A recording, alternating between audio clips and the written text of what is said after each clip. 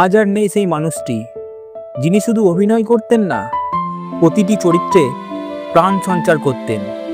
কোটা শ্রীনিবাস রাও চলে গেলেন, কিন্তু থেকে গেল তার স্মৃতি, তার অবিস্মরণীয় অভিনয়।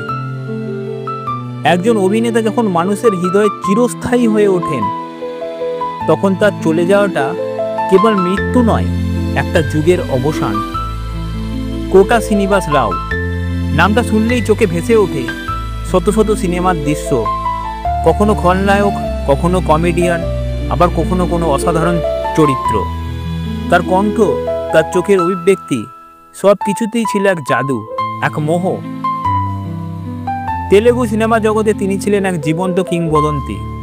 শুধু তেলেগু নয়, তামিল, হিন্দি, মালায়ালাম, যেখানে গেছেন সেখানেই তিনি নিজেকে প্রমাণ করেছেন।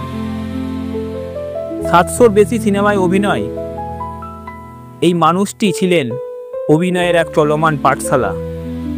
তার অভিনয়ের গভীরতা, তার সংলাপ বলার ভঙ্গি, তার শরীরী ভাষা, সব কিছু আজও শেখার মতো। আজ যখন তিনি নেই, তখন যেন সিনেমার পর্দা থেকেও নিভে গেছে এক উজ্জ্বল আলো।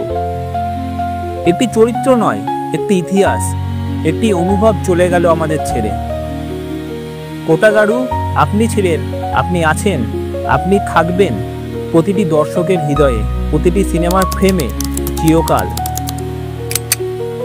এই ভিডিওর মাধ্যমে আমরা বিনম্র শ্রদ্ধা জানাই এই মহান অভিনেতাকে। আপনিও যদি কোটা শ্রীনিবাস রাওকে ভালোবাসতেন, তাহলে একবার কমেন্টে লিখে দিন, লিজেন্ডস নেভার ডাই।